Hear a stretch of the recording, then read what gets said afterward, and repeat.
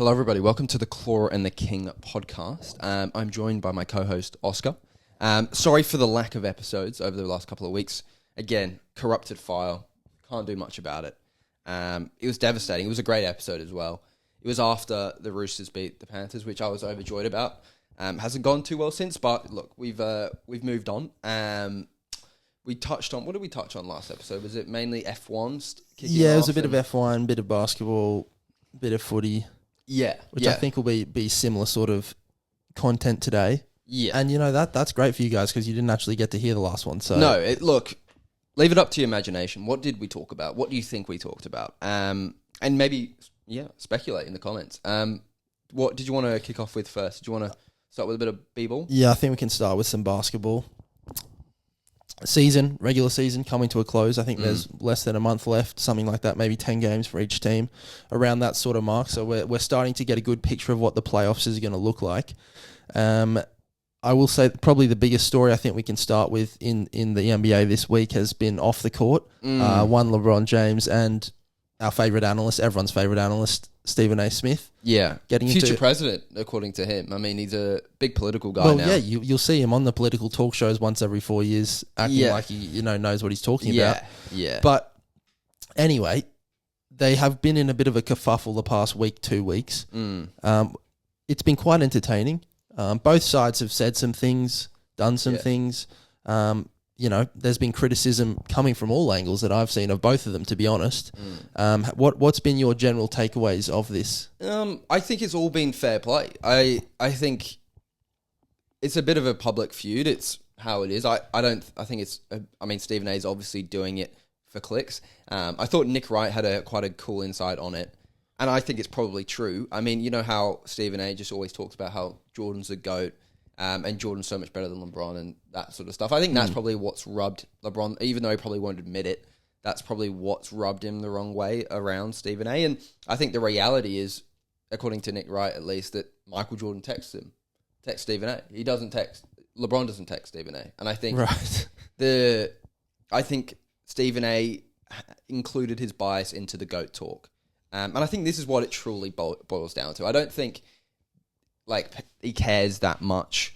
Well, it seems like it's about Bronny. It's about Bronny on the surface level. I think it's kind of been an accumulation of things, in my opinion, that have kind of led to this moment. They've always been, or had a bit of being a bit distant from each other. Stephen A's been highly critical of LeBron. Even though he supported him early on, I think when Skip Bayless especially was on First Take, he was kind of the supporter of LeBron then, but over the years, once Skip left, I feel like he's become a bit more critical of LeBron. Look, did Stephen A go too far? I don't know. It's tough to say. I think obviously LeBron is referring to the fact that Stephen A said that LeBron kind of failed as a parent because of the Bronny situation.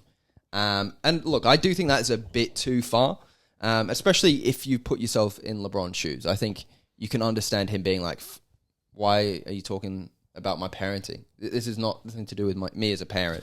Well, no, and, would any parent do anything differently to what LeBron did? No. Like, you're going to say, no, son, don't play in the NBA. No, don't earn millions of dollars. Yeah. I won't help you. Yeah, you got to do this on your own. I agree with LeBron on that stance.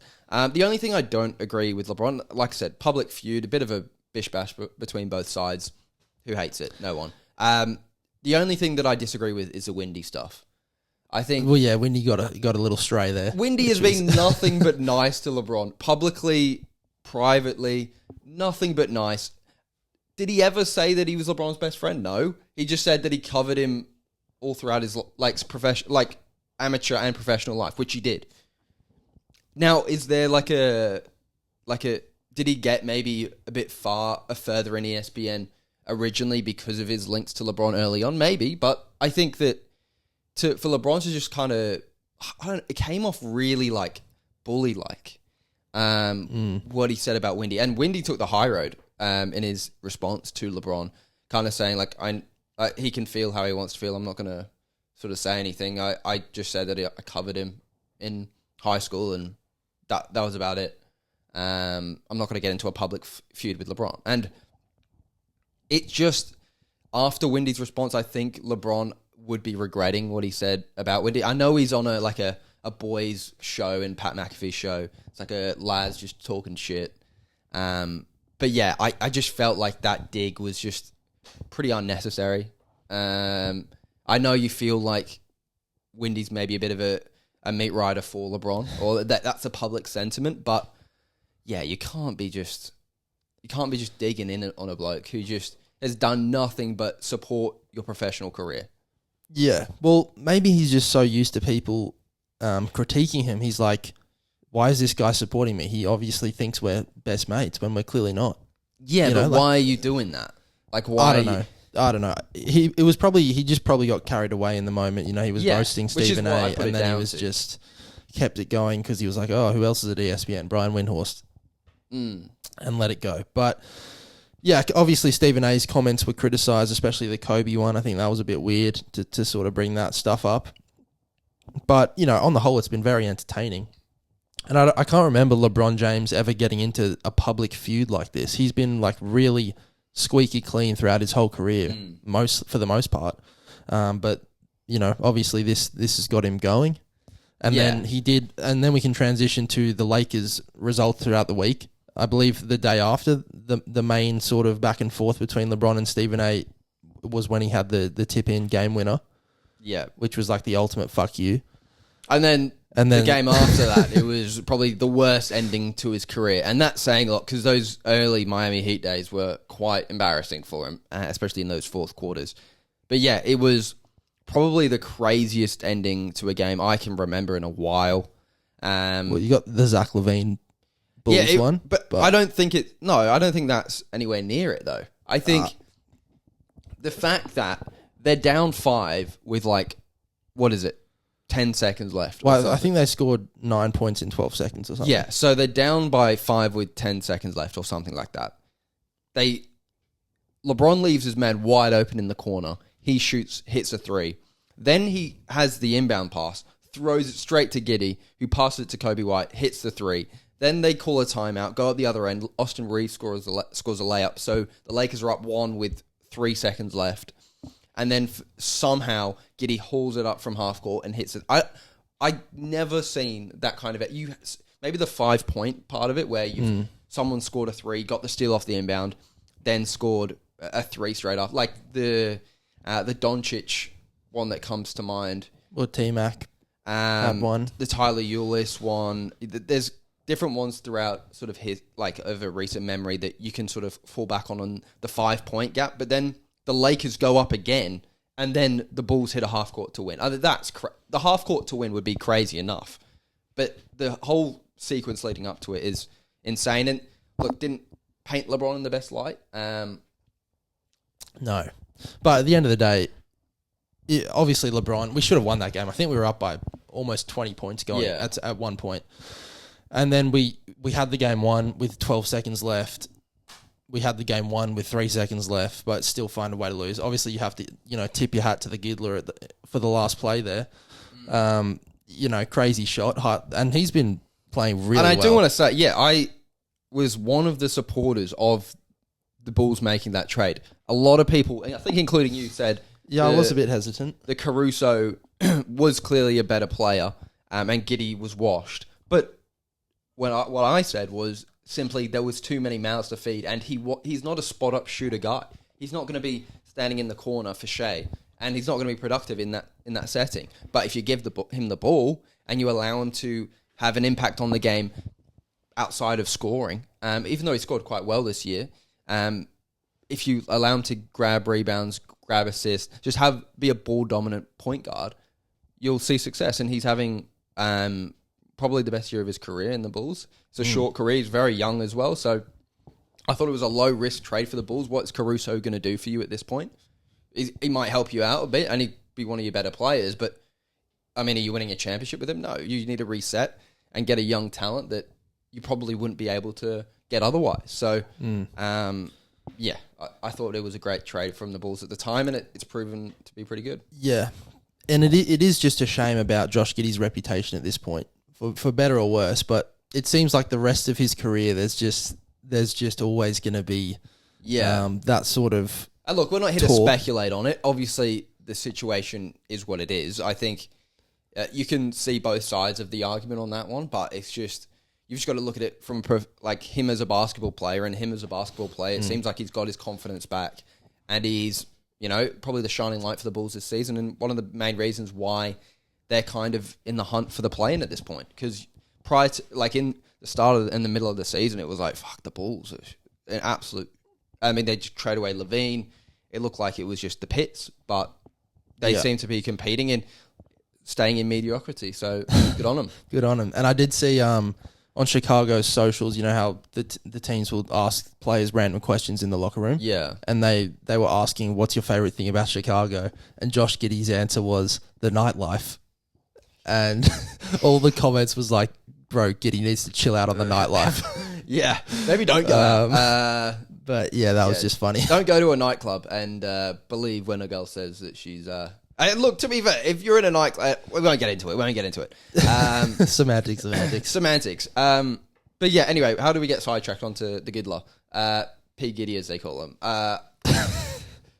We're talking about LeBron and Stephen A. Yeah, it seems to be kind of affecting how LeBron's playing. I mean, if you look at the stats over his last couple of games, not playing that well. The Lakers are on a bit of a slide since LeBron's come back. Could it be just coming back from injury? Probably.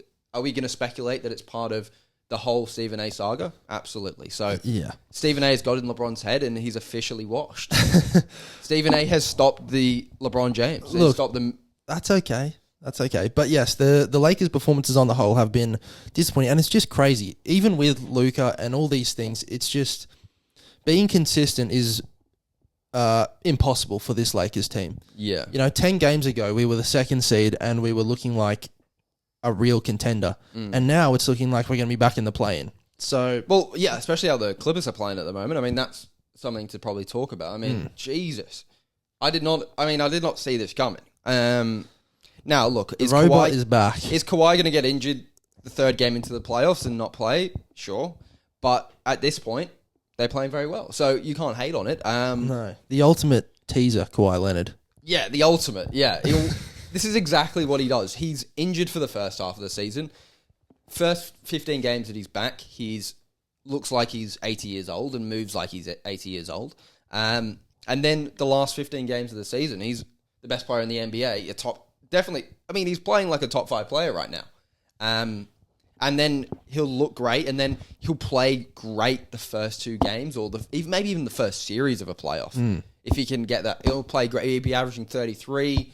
He'll be like getting 2 steals a game. We'll go through the first round. Couple of crazy dunks. And then second game of the semifinals, he'll like just land a bit weird, and then he'll just look at his knee, run it off like nothing happened. It's okay. Oh, it's hurting a bit. I might have to sit down, and then I don't think I can go back on today. I'll just ice it up, and then it's like, he tore every ligament in his ACL, and it's like, great, that's fantastic. Yeah, look, and that's hoping that's not going to happen. And that's why I get kind of annoyed with ESPN at this time of the year. It's like, this is the only time that they talk about the Clippers, because this happens every year with the Clippers. They always make a run at the end of the year, and or like Kendrick Perkins and all like the really intelligent people on ESPN are like, well, the Clippers are making a run. Maybe they could win the chip this year. Maybe this is the year.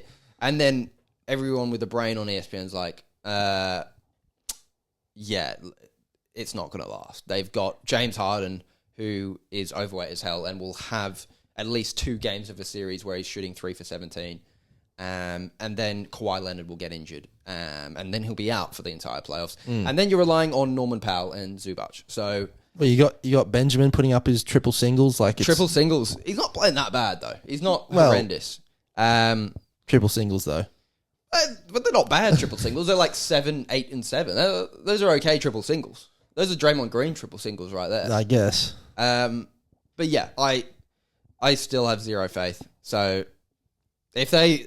I mean, are they going to make... But it would be, if Kawhi stays healthy, like, at the moment, it'll be Clippers-Denver. Like, that would be a crazy series. Yeah, and that's if Kawhi stays healthy. But that's the thing. We always get matched up with the most fucked first round. And we're like the 4th or 5th seed, and we play Dallas, and we're like, with Luka, and it's like, fuck, great. We got to play Luka in the playoffs. That's fantastic. He just scores 40 points a night on us. And yeah, we'll be matched up against the Nuggets first, guaranteed. No, we'll miss the Rockets or Grizzlies or whoever. It'll be either Lakers or Nuggets. I 100% guarantee you. And it's like either Luka will torch us or Jokic will torch us. Either one. Yeah. And like Memphis is, you've won the lottery if you draw Memphis at this point. They are just the weak link in this conference. Well, they just fired their coach. Yeah, I know. I saw that. What are they doing? I think I saw a video of he was doing a dance with Jar when they were down 20 and he got fired the day after. No, that's not it. I think I like what the reports are kind of saying is that he got basically all of his assistants got fired at the beginning of the year, and management decided to put in like a whole new offensive philosophy with new assistants. And he was kind of pissed off with that, and he's like, "What the fuck?" And their offense has gone from like using a shit ton of pick and rolls with Ja Morant, and basically having Ja Morant be the main focus of their offense, to being last in pick and rolls by a country mile. And Ja is just basically spot up. And this has been Ja's worst season probably of his career. And he's like, "Well, this is the offensive system you're putting me in." And then the management team have gone, "Well, we're actually going to commit to this full term. You're not really committed to it, so we're going to sack you and put the assistant that we hired in the offseason as the head coach." That's the story off the street, which is insane. It's the stupidest thing in the world. Management people should not be getting involved in the actual coaching of the team. That is crazy. Yeah. You hire a head coach that you like and you let him build his staff. If you don't like the fucking style of play, at the end of the season, and your season's a failure, you don't like the style of play, you fire the head coach and the whole staff, and then you bring on a new head coach with a whole new bunch of staff that fits the philosophy that you want to do. You don't mix and match. That is a fucking recipe for disaster. But yet somehow they're actually being in the playoff picture and not in the play-in for the entire season in a stacked West. And he's done pretty well. He's regarded as one of the really best, well. Yeah, one of the better coaches in the NBA. And you just sack him? Yeah, well, I mean, the fact that people were wanting to play Memphis, when they've been the 2 seed, I believe, in previous seasons, they've been high seeds. Yeah. And that's because their roster is not that good. So the fact that he's got them to that point shows that he's a good coach. Like, they've got solid players, but they've got Ja Morant, Jaren Jackson, and what else? Desmond Bane? Brandon Clark? Are you fucking taking the piss? Like, it's not a good roster when you compare it to the other teams. No. So, yeah, I mean, very harsh decision. We'll see what happens. I mean, and Ja's play has been noticeably worse this year. You can say he's coming back from... They're getting the ball out of his hands. Which doesn't make sense. He was one of the best players in the league prior to his injury and off-field antics. But, you can't really go forward with Ja Morant playing at this level. Like, he needs to be the guy that is, the Anthony Edwards of your team. You know what I mean? So... Well, it kind of reminds me of, like, when... I think it was Sacramento fired Mike Malone. Mike Brown? No, Mike Malone. This is ages ago. They had Mike Malone? Yeah. Damn. And it's kind of like, he's clearly... You've had so many coaches at Sacramento at this time. I think he was the year that with Boogie, and they got to the playoff. I can't exactly remember, but he was clearly a really good coach. Didn't really get into real contention. And to be fair, the Grizzlies haven't really got into real contention, even though they've been in the playoff picture. And they just fired him because they were like, he hasn't done enough. But you're clearly like a shit franchise who have locked into a really solid head coach, and you're just throwing it all away to try and get a new guy in. And look at Sacramento now. I mean, the carousel keeps on going for them. And Denver got Mike Malone, and he's won a chip, and he's probably the safest coach in the league in terms of his job position. So,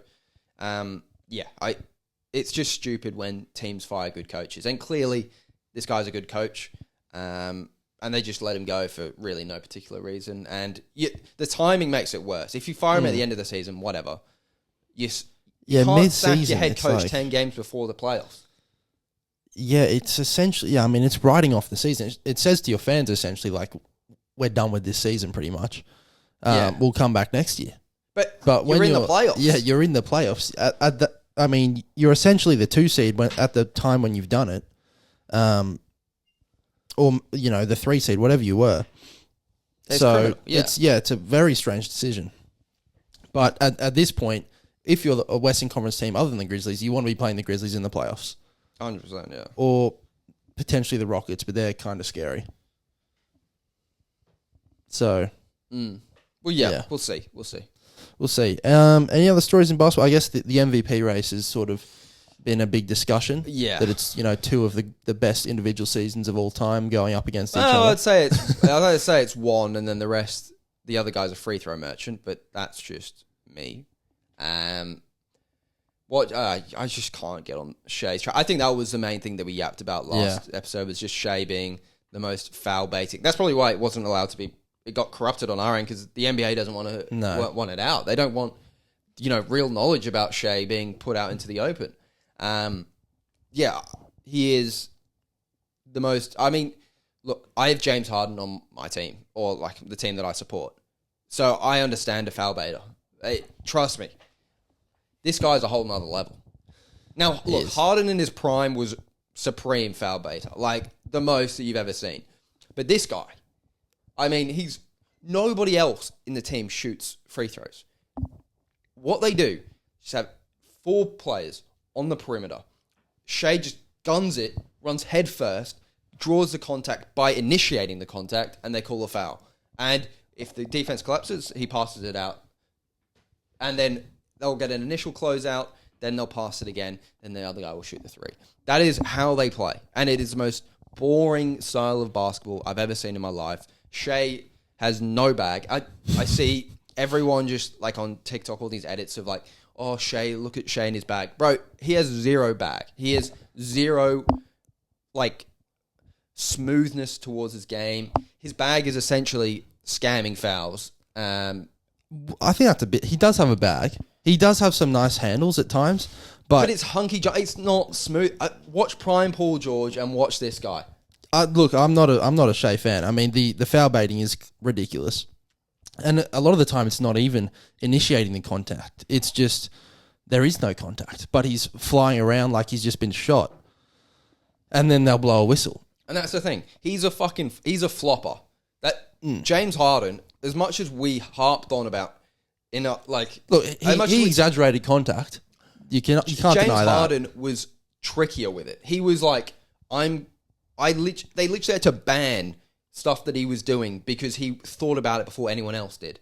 Like, he would, initiate the contact by hooking them, but, he'd know where the ref is, so he'd hook it at a different arm. So if the ref was behind him here, he would hook the defender on this side so the ref couldn't see it. And so the ref would only see as he was going up, and he'd go up, and it'd look like the defender was just grabbing him, when in reality, he initiated the grab.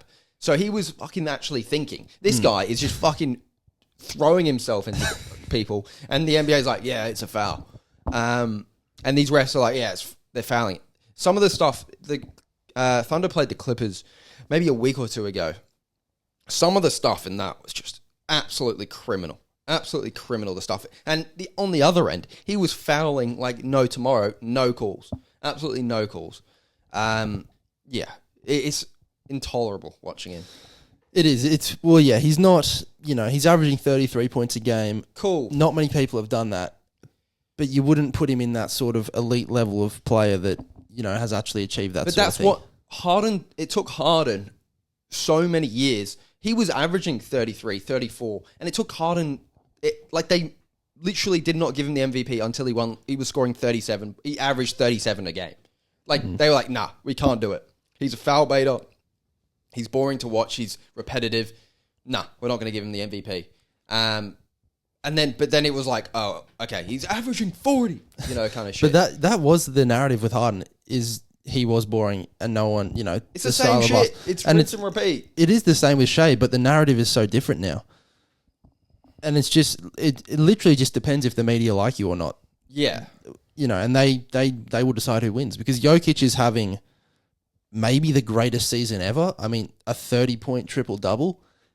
like, that is insane. Westbrook probably the only other comparable one, but Jokic's efficiencies are so much better. Yeah. So, and the way he plays is just so smooth. It's just effortless. And look, am I a bit of a sucker for people that look cool playing basketball? Absolutely. But is that inhibiting my decision making at the MVP? 100%. But that's just how I view basketball. He plays majestically. He plays like basketball's supposed to be played. And Shea just runs into people and foul baits and scores 33 a game, which is cool. You're doing it efficiently, but like, I don't know. I'm just not a big fan of this Thunder team. It's so they're not repetitive. It's a symbol of the modern NBA, and so are the Celtics, to be fair. But it's just a symbol of the modern NBA of how boring and repetitive it's gotten. But the Celtics are, I guess, they're 3-point heavy. But I don't think they're the same as the Thunder in terms of being intolerable to watch. Like Tatum, sure you can critique Tatum, and I've done that quite a bit over the years, but I'd rather watch Jason Tatum play than Shea. 100%. Tatum is smooth with it. He actually has a bag. Shea is nothing. Shea is literally, like, okay, he's not like nothing, but he's like, I'd say Norman Powell is a similar bag than Shea. Yeah. Like I don't know if Norman Powell has much of a bag. I feel like he just blows by people and pulls up and shoots, but Norman Powell, way more of a bag. I think Shea, without if he did not foul bait, he would look like you just watch a Thunder game. It is the most herky jerk, like weird, and it's unnatural. So maybe that's what works, but it's just so boring to watch. And look, I don't want to harp on about it, but I think Jokic is clearly the MVP, and the only reason why he would not win MVP is because of basically either bias, because the media loves Shea, or just voter fatigue, and people are like, he's already won a couple MVPs. Shea hasn't won any. Let's give one to Shea. So yeah, and I think Shea will win it. Yeah, I do too. So which is, well, there's been worse MVPs that have won it, but it's just annoying. It is. And anyway, we'll find out in the playoffs. I think the playoffs should be included in the MVP. No, that hinders you. I get it because the playoffs are more important. And yeah, if you take the regular season, like Shea is taking the regular season serious. Like, he has not been like rested 1 minute simply because of the MVP. And like, no, I've seen him like intentionally fouling up 20 to get an extra fucking possession to score 30 points. Yeah, it's criminal. So look, we'll see, but I think he's clearly winning it. Who do you reckon Rookie of the Year? Rookie of the Year, I don't know. I have no idea. Who is in the mix? Castle, I believe, is the favourite. Castle. It's kind of Castle, Risa Shea, and Dalton. Alex Sarr.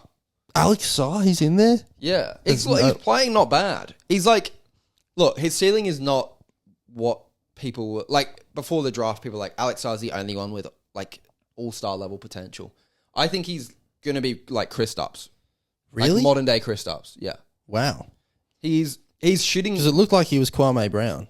Well, yeah, he didn't look great to start off the year, but he's been getting more shots up, and I think he's averaging of the past month or two like 17 and 7.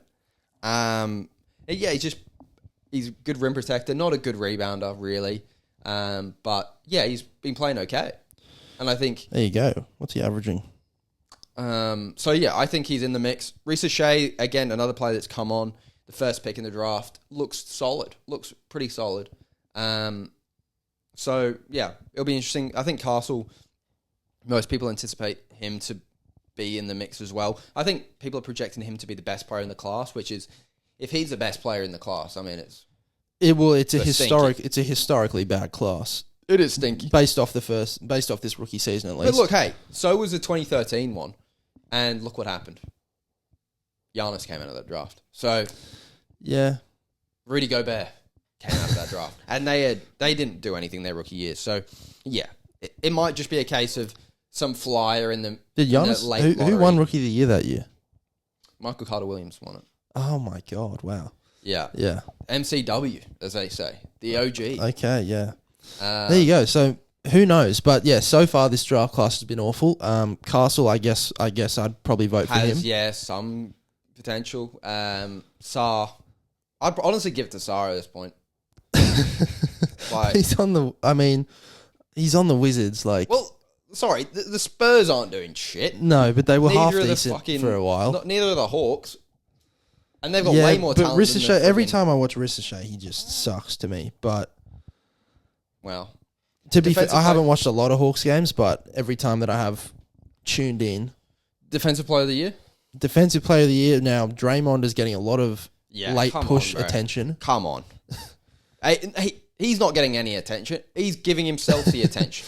He is just like, well, what Dyson Daniels is doing is not that impressive. Shut up, bro. It's clearly extremely impressive. If you're breaking the steals record, clearly that's something to be hopped on about. And he's like, well, if you actually get a lot of steals, it's really bad. It means you're really bad at team defense because you're abandoning your assignment. And it's like, what are you talking about? You'll get, like... So you're saying that people that get steals are bad defenders, right? Good on you, mate. No, you're not getting defensive player of the year. Shut up. Yeah, well, You're not. We'll see. I think once Wemby went down, it sort of became, Obvious. you Yeah. know, But even if Wemby didn't go down, I'd still give it to Dyson. really? Yeah. Wow. I think There you go. it's more like he could earn most improved player as well. So it might be just like his improvement as a player. It might just add to it. But yeah, I just think he's defensively as an impact. I just think it's crazy how the leap that he's taken. So yeah, I'd definitely give it to him. I'd love to see Dyson win it. I mean, seeing an Australia? Aussie do it, it'll be cool. And he has been historic in his steals this year, so it makes sense. And Draymond was pretty bad for the first 3 quarters of the season, so can you really give him another one off a 10-game stretch? I don't know. Probably not. No. You only started defending once Jimmy Butler got there, so I don't know what you're talking about. And then that's about it. Most improved player. Is there a... Cade. I think Cade will probably win it, just because of how the Pistons have improved more than him. I think he's always been pretty good, but I think they just finally figured out, oh shit, we can't just clog the lane. We just can't have players that clog the lane while he's playing. We actually need to give him driving lanes so he can actually score the ball at an efficient rate. So, yeah, he'll probably win it. I think, like I said, Dyson, I think, will be in the mix just because Cade's always been known as a good player just in a shit situation. I think Dyson was kind of like, well, he's kind of a bust. And then this year he's going to be he's going to be earning a shit ton of money. So Is he a free agent? no, but this year, people are coming to the realization that he's a great player, and his next contract will be fucking massive. So, yeah, props to him. Props to him. But yeah, Austin Reeves, maybe a dark horse. For MIP? Yeah. Yeah, look, I'd love to see Ostino win it, but he was good last year. That's the thing. He was good. But His scoring has gone up, but he was how good, much? 3 but, points? I don't know. He's turned from a guy in that. Oh, the Lakers should put him in trade talks to get a good big man or to get another piece. Like he should be the guy traded to get as a package deal to get another player. And then it's turned into this season he's untouchable. He's clearly maybe on certain nights our second best player. So yeah, a lot of nights he's the second best player. So it's kind of he's untouchable. He is very good. I'll give him credit. The development he's had is crazy. I remember at the start of his career, Lakers fans and people were sort of going, oh, maybe he can be another Alex Caruso for us. Wow. I mean, Alex Caruso couldn't shine this guy's shoes at this point. Well, that's my point. It's he was kind of known as a good player, but a Caruso type that could get you a different level player if you packaged him with picks and other players. So, yeah, I think he's definitely a dark horse, but we'll see. Anyway, moving on. What do you want to move on to? Do you reckon a bit of F1 maybe? Yeah, a bit of F1. The first couple races of the season, lots to talk about. I don't know if you've been keeping up with it. I have been keeping up. Yeah, well, F1 is so back. It is. Oh, it's really back. It is really back. The last 3 seasons have been an aberration. Again, it could just be a case of McLaren winning it all this time and just being, McLaren's won again. But I don't care because I don't like Red Bull. So No, but yes, the first two races have been very intriguing. Obviously, we started in Australia. McLaren showed their dominance as the fastest car. Got unlucky with Piastri. Yes, got unlucky with Piastri, but still clearly showed that they were the fastest car. Everyone was on Lando Norris's dick saying he's going to win the championship. I don't think it's going to be that easy for him. Oscar Piastri has shown that he is. Yeah, I think there will be an actual fight between the two of them. Yeah. McLaren's clearly winning the constructors, but it's just like it'll be interesting to see who wins out of the McLaren drivers. Yeah, and then we got the sprint race in China. Lewis gets pole and wins, showing Lewis is back. Ferrari could potentially be in the mix. Like we could potentially have a potentially four-way battle for the title. I don't know.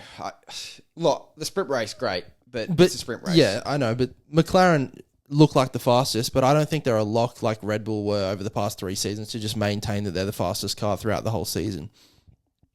I think there's potential for Mercedes, Ferrari to improve. And it'll be very interesting. I mean, all the teams are competitive except Red Bull, obviously, in terms of driver pairings, I mean. We've obviously seen, what's happened with Red Bull. Liam Lawson has been given 2 races. Diabolical, man. It's absolutely diabolical. They've built this car around Max. Clearly, it is. Well, you hear like other drivers talk about it, like Alex Albon talk about it. It's the fucking most stupid car in the world just because of how sensitive the steering wheel is. And like Liam Lawson, 2 races in, and you're like, he's done. He's got no chance. We'll kick him back. We're doing it for his sake. He needs to learn in another car. It's like, well, hang on.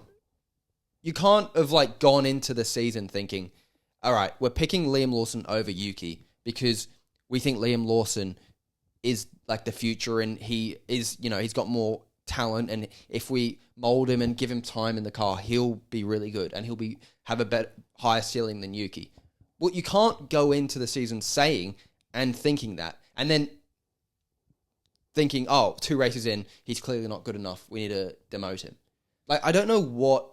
Like, if you asked Christian Horner at the start of the season and said Liam Lawson, after 2 races, looks bad in the car, are you gonna move him down? Do you reckon he'd say yes? I'd say no. No, probably not. In saying that, qualifying 20th 2 times in a row is diabolical. The car's a fucking mess. Still, 20th, last place. What you want? I'm not saying he was doing well, but you can't just sack him after 2 races. No, it is very harsh to sack him. And yes, it's like sacking a manager after 2 games. It was like Man United get it. It's like Man United with Amarin. We lost our first 2 games. It's like sacking him after the second game. What are you doing? Kind of. Of course, it's not going well. It's but more you like can't fucking sack him. It's more like dropping someone. It's more like dropping Onana after his first 2 games, which could have been justified. But it's not dropping. You're sacking him. Well, he could come back. They could just swap him all year. As if he's going to come back. Well, if Yuki's stinking it up, he might. That's the problem Red Bull have found themselves in now, is they essentially hung on to Perez for 3 years of him being dog shit, and everyone was like, why is Perez still in this car? And they've gone from that to giving the next bloke 2 races. And now they've got Yuki in, who is the last option. Well, that's the thing. I think it's like, before Perez, though, it was the same thing. It was like a merry-go-round of drivers. It was, but it was still at least, they were getting, I think Albon had a full season and Gasly had half a season, which, still isn't a long time, but longer than 2 races. But yes, the Red Bull car is clearly extremely difficult to drive, unless you're Max Verstappen, and even he's finding it difficult. So, well, look, I think the situation with Perez was like, the first 2 years of that went well for Red Bull. Like, it went as well as they could have hoped for. They didn't want Perez to be challenging Max for the title. They just wanted him to help them win the Constructors and, like, win it by a country mile, which he did. He finished 2nd, 3rd, or 4th in every race the first 2 years and was, like, the perfect teammate for Max so Max could win. That's what they want. Like, he was the dream driver. He had the Mexican money behind him. That Mexican billionaire guy, I don't know what his name is, behind him. And it was a perfect marriage. But then, like, it got worse and worse and worse. So they're like, well, we kind of just want you to be back at your old times. You still got it in you. You've driven in this car before. But they're like, with every other driver, they're like, oh, it's like they know instantly, this guy's shit. We can't have him in it. It's like, you got to give him some time. He's young. He's not, like, when you brought Perez in, he was a seasoned vet of F1. Like, he'd been in, was it Alpine? He'd been Team India. He'd been in Force India. And then it was called something else. Like, he'd been in F1 for a while. Like, you can't just bring a rookie in and then for his, like, what is it, second ever season in F1? Well, it's his third season, but he's had, like, never a full season. He had, like, a couple races 2 years ago, and then he obviously replaced Daniel halfway through last year, and then this year. So I just can't believe it. It's probably the dumbest thing you could have done.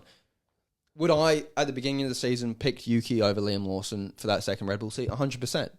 But you can't abandon your vision for the team after 2 races. Well, because it goes tits up. Yeah. But I think they probably made that decision more off personality than driving, I would have said. And they've probably realized, especially with Yuki's start to the season, he looked really good. They've probably realized maybe they just need to go with a better driver, and long term they're going to have to make this swap at some point regardless. So they were like, "Fuck it, let's just do it now." So they're thinking that they've already made a mistake after 2 races. Yeah. But how do you know? That's the stupidest thinking of all time. I mean, Yuki Tsunoda is putting an RB in the He was top a better driver 10. last year, but their vision was like, Liam Lawson has the potential. Well, yeah, because Yuki Tsunoda is known as like a hothead and unreliable guy. So they probably went, Liam Lawson's going to be a safer bet for us. I just think it's criminal. You can't... Max is struggling in this car, and this car was entirely built around him. So you can't just say, this guy is in the weirdest car that he could possibly be in, so different to the car that he was in before. You give him 2 races to adjust. How old is he? 20, 21? You give him 2 races, and it's like, nah, we're done.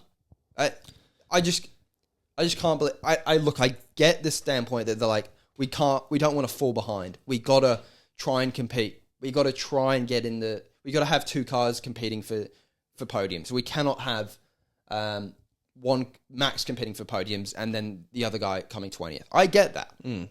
But you can't just have this vision for what your team's going to be and then abandon it. And then before the season, put all this press out how this is the guy, this is the future of the team, we think he's the long-term plan, and then sack him after two races. It doesn't make any sense. No, it doesn't. And now, if, say, Yuki comes out and he's not getting off, out of Q1, now what do? Because they've got no other drivers in the system. They'll sack him and bring Danny Rick. 100%. Well, that is honestly the only option. That is what they'll do. Because no one, you can say all you want about Danny Rick. No one has performed in that car since he left. No. But it's so disappointing. Like, and you're going to say, poor drivers, poor millionaires. But it's so disappointing for, the amount of careers that they've fucking tanked because they've just given up on these poor young drivers who had all the potential in the world. Gasly was supposed to be the next best thing, really has done nothing and never lived up to his potential. And he's never got a shot in an actual team since he left Red Bull. Alex Albon, same deal. He's obviously a great driver, but again, didn't get a shot in an actual team after he was sacked. Who's the other guy? The Russian guy before? Kvyat. No, he was actually shit. But, he's talented. You just throw him to the fucking wolves. He was not. He's not good. But it's my point. Is you're throwing all these young drivers at it and hoping it'll stick, but you're not taking any into regard the actual feelings. The feelings. I don't think they're in the feelings business, mate. You're not in the feelings business, but you got to fucking look out for young drivers and have faith that they'll turn it around. Yeah, but also when you're Red Bull, you go, okay, we've brought young drivers in like Sebastian Vettel who have won 4 championships. We've brought young drivers in like Max Verstappen who have won 4 championships. We've brought young drivers in like Daniel Ricciardo who have been, 7-time race winners. Mark Webber. Heaps of these guys they've brought in have been amazing drivers for them. So when they bring someone in who doesn't perform, they're But like, not everyone's the okay. same. Not everyone's like. Would they be better? Would they be better right now if they had if they would have kept Alex Albon? Well, there is no way to know because maybe Alex Albon just cannot drive that style of car. Or maybe the fact is he needed a couple of years to get used to that car, or needed a year at least to get used to that car. Well, maybe both of those used to realities. F1 and the F1 competition and the quality of driver and quality of car. Maybe you just needed some time. You'll have the generationals like Max Verstappen who can just get it instantly. But you'll have also these young drivers that need time to get bled into F1, and then they'll eventually start to find their rhythm. If they had Alex Albon right now, they would still be in contention for the constructors. But they just don't have any chance of it because they keep throwing these drivers to the wind and then hoping that the next one will stick. After two, I get it. A season, fine, whatever. Yes, throwing them to the wind, but still, it's a season. 2 races. Yeah. How are you going to know if your plan worked or not after 2 races? That's the stupidest thing I've ever seen. You wouldn't... It's not ideal, but... If Liam Lawson had 2 great races, you wouldn't say give him a 10-year contract. No. It can't be... You wouldn't do the same if it was the other way around. So why are you doing it on the other side? Well, look, they were, 2 of the worst races I've ever seen out of a leading car. It was shocking conditions in Australia. That was, again, first experience in F1. Look, I get was horrendous, but you cannot just judge a young driver off 2 races and expect him to just immediately get points or podium or whatever. Yeah, but that is unfortunately the reality of F1. When there's someone in although you could make an argument that the RB car is faster than the Red Bull car at the moment, but when you've got someone who's in the sister team in the slower car of the same company, qualifying 10, 15 positions better than you just cannot ignore that. Over a season, 100%. Yeah. Look, But okay, over mate, 2 two races, two races maybe a bit early, but maybe. but to be fair, I wasn't really a big fan of Lawson, so Yeah. Look, again, like I said, at the start of the season, would I have picked Yuki or Lawson to be in that car? 100% I would have picked Yuki. But you cannot fucking tell me that after 2 races, you've come to the conclusion that actually we were wrong. You can't make a judgment that quick. That's a massive call. And you're just making it willy-nilly. Well, maybe they adopt a new strategy where they don't have a set driver. They have 2 drivers that they rotate. Whoever's hot, whoever's driving well. Play the hot hand. Have you ever heard of that? Yeah, it's not basketball. It's not quite the same. But yeah, anyway, F1, when's the next race? Is it a couple of weeks? Next week is the next race. So, yeah, exciting stuff. Hopefully Mercedes can stay in the mix. Constructors is going to be a challenge because they've got a new rookie driver as well, Kimi.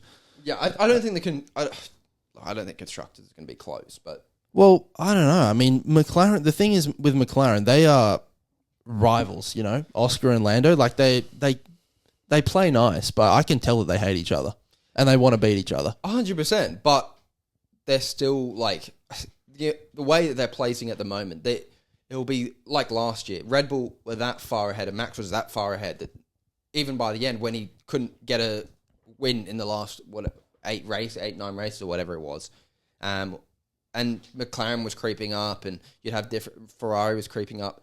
They couldn't get close to him because he created such a lead early on. I think that will be the case for the constructor. They'll have that many 1-2 or 1-3 or 2-3 finishes early on that it'll be impossible. Yeah, well, I'd say Ferrari would have a chance if they weren't Ferrari. Yeah. Because their driver lineup is probably the best. But we've seen already over the 2 races, they are just brain dead when it comes to the strategy of Formula One, which is, it's unbelievable. I mean, we said Lewis Hamilton was already pissed off with them after 1 session. So the amount of the amount of shit talk that the drivers give back to the fucking every time they get on, they're like, "Shut up, mate! I don't want to fucking." Yeah, I can't remember what the Leclerc one was, but he was like, "Let's put that in the book of wisdom." Yeah. I think was it when it was raining or something, and he was like, "We think it's because it's wet." I can't remember what it was, but The tires are not going well. They're very wet. I think because it's raining. It's like fucking good intel, mate. Thanks. Yeah. And Lewis is like, yeah, you already told me. Like they told him the same thing like 7 times. Yeah, it's like, yeah, you told me that, mate. Yeah, shut up. I already heard. You already fucking told me. Yeah. So Ferrari are just comical as a team. It is interesting how they actually managed to get those jobs, but anyway, they're going to be there. I'd probably still have Verstappen as the favourite for the Drivers' Championship, just because he's going to have no competition from his teammate, obviously, and he's always going to be in the mix. Yeah. Where, Lando and Oscar, they do have a spin cycle in them every now and then. They do. So they could drop points from race to race. So, yeah. Well, yeah, look, we'll see. Anyway, I think that should wrap it up for us today. I don't want to go over the Alma in case our file corrupts. We don't want to do that shit. But yeah, thanks for listening. A bit of an NBA F1 focus. Did you want to take us out with a few comments about another sport, or do you want to do a bit of a dialogue about? Yeah, we can quickly roast the Panthers, I feel like. Yeah. I think that's needed, to be honest. Look, we can. And look, as a Roosters fan, can't say much, but the Panthers are looking pretty horrendous. Yeah, look, I'm in the boat of Ivan Cleary. Is he the right man for the job? Yeah. Sack him. Look, if it was Red Bull, they'd be fucking sack him already. I mean, yeah. They would have sacked him after the Roosters game. But yeah, that Rabbitohs performance was diabolical. Well, it's the product of what has the amount of good players have. You think every year, they lost Kickout, they're going to stumble. Oh, they lost Crichton, they're going to stumble. I think this time it's kind of like you lost Fisher Harris. You've lost a big, you look at some of the forwards that you've got, really not the same physicality that you've had in previous years. And yeah, the back line is just... The back line was the main issue, to be honest. Isaac Tago, his fall-off needs to be studied. That's the thing. I haven't seen this guy make a line break in 3 years. Yeah, that's the thing. It's also guys that you had in the system when you had those, like the Crichtons and the Kickouts, and those young guys that were playing with them, they haven't really taken the next step. Obviously, you had Taylor May, who you thought was going to be there as well. Clearly not. No. And then Tago as well. I think both of those guys not sort of developing. You lost Taruva, which is a reliable player. Wasn't the best player in the world, but was reliable on the wing. Yeah, it's just with Cleary. I think, look, with Cleary, you're still a top 8 team. You're still going to make the top 8, but without him, you clearly see the halves. I don't get why you're not playing Tulagi or Schneider in the halves is diabolical. I mean, why are you picking that 25-year-old over? Yeah, Trent Talau was so bad. Why are you picking him over? You literally brought in Schneider to be the backup to Cleary. I don't know. Jack Cole, he sucks. Everyone was saying, he's playing pretty well. He sucks. Okay. Brad Schneider was clearly the best half in that game out of the 3 that played, and he looks like he's the third option. Blaze Talangi looks like he's somehow the 4th option, even though he's meant to be the future of the club that was the big off-season signing. Yeah. At this point, and in terms of development, okay, I guess, but you're playing him at centre in reserve grade. How the fuck is he going to develop as a 5'8" if you're playing him at centre in reserve grade? Yeah. I think he's clearly could be a 5'8". I don't know. Maybe he's a winger, maybe he's a fullback, but centre, we're already losing. I would rather play him at 6 and let him be shit for a year. Yeah. And then he'll come good. Yeah. I agree. I 100% agree. I think you've got to take this year and say, look, we've lost a shit ton of players. We've got to retool. We've just got to retool. And we obviously brought in Papali'i. Don't get me started on this guy. Apparently he's going to have a career. He is awful. Yeah, well, he's not the same player. I don't understand. The Panthers are becoming the Lakers with their signings. Yeah. This guy's the Kendrick Nunn of the NRL. What is going on? And look, can you complain after winning 4 premierships? No. You can. I don't think I can and I will. I don't think you can. But you will have people that But will. it is interesting because I was like, going into this season, or whenever we did start to lose, I was like, it's not going to... I don't care. We've won 4 premierships. Yeah. I've seen enough for my lifetime. Yeah. I was wrong. Yeah. That game was physically painful. This may sound like Oscar's the biggest Glory supporter in the world. He might be just like, this guy doesn't sound like he's from Penrith. Well, I'm not. You're not. You're clearly not. But still got all your teeth. But no, I think it's a case of you're not a Glory supporter. You're actually been there through thick and thin. He's still got Matt Moylan as his phone case, which there you go. is home background. He's had it for 10 plus years. So yeah, you're clearly committed to the team. It's not like you've been a Glory supporter for the past 4 years. It's none of that. No, exactly. You supported them through thick and thin when you had, Jamie Soward in the halves and Peter Wallace, all them Peter boys. Wallace, OG, young Josh Mansell, young Joshy Sauce, yeah. But yeah, I think it's a case of you've lost so many players, and you've brought in pretty subpar ones, and it's just cascaded in this way. It's early on in the season, but I know. Oh, I think last guy to roast Tom Jenkins, you suck. I don't know who that is. He played fullback last week, the white guy, and then he played centre this week, or winger. Anyway, everyone was saying he played well at fullback last week. He's the reason we conceded every single try we did. Out of position on every single play. Nowhere to be seen. Okay. Anyway. Well, look, it happens. It happens. But yeah, look, reigning premiers. Who do you reckon a challenge? Do you think it's, well, Storm just lost to the Dragons. What was it? Like a tsunami or some well, shit. It was. What if it's raining on grand final day? But that wasn't just rain. That was like at Cogra fucking. That's the pits, mate. You're at Cogra. Anyway, they lost to the Dragons. Not a good look in any conditions. Not a good look. And to be fair, Melbourne does rain a lot. They should be the most well-equipped team to the rain. So premiership favourites, I'd still say Melbourne, even despite that loss. But don't say Bunnies. Please don't say Bunnies. Bunnies. Yeah, they'll be lucky to make the 8. Yeah. They've started all right, but they've like the Dogs. They've played shit opposition. I'd say Broncos would have to be second at this point. Yeah. Yeah. Like Payne Haas is just such a cheat code. I had a stinker against the Raiders, but it was probably just the Raiders played the first game at home and they had a good atmosphere and just Broncos got a bit startled. But yeah. I agree. I think Broncos are definitely up there. It's just whether they can remain health in those halves. Again, they've always looked great when Adam Reynolds is playing. When he's gone down, they've looked like an absolute shit show. So it's kind of a case of how long can Ben Hunt, these old geezers, keep running around? I mean, they've got Ezra Mam to come back. Well, which, he wasn't in the best form last year. No. And I would love to see him just not make the team. No, I think that would just make me happy because I don't think he should be playing NRL this year. You don't think so? No. I think he's lucky to not be in jail, I think that's a consensus. Yeah, I think you're sticking your neck out too far on that one. No, I think it's going to be a case. I think Ezra will be on the bench to start off. I think how well Ben Hunt and Adam Reynolds are playing, he'll start off on the bench. But like I said, Adam Reynolds is just the most injury-prone man in rugby league, so he's going to go down and they'll fill the hole with Ezra. So yeah, I think the Broncos are definitely up there, and I think it'll be Broncos Storm probably. And the rest, again, Dogs. Dogs are a sniff. Dogs are a sniff. But this is what happens first 3 rounds of the season. Is like everyone just says the teams that have gone 3-0 or 2-1 or 3-1. Like, but in reality, the Dogs, who else was I going to say? Manly?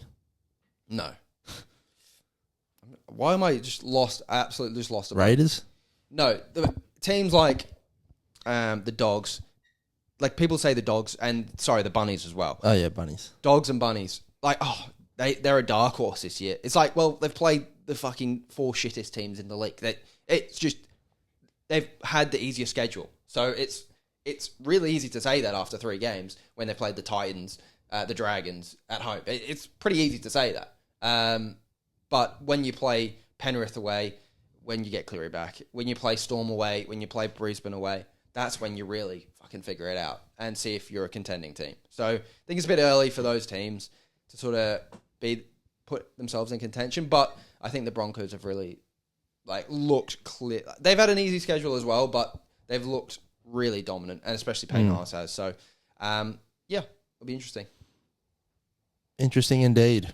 Yeah. Anyway, thanks for listening, everybody. Hope you enjoyed.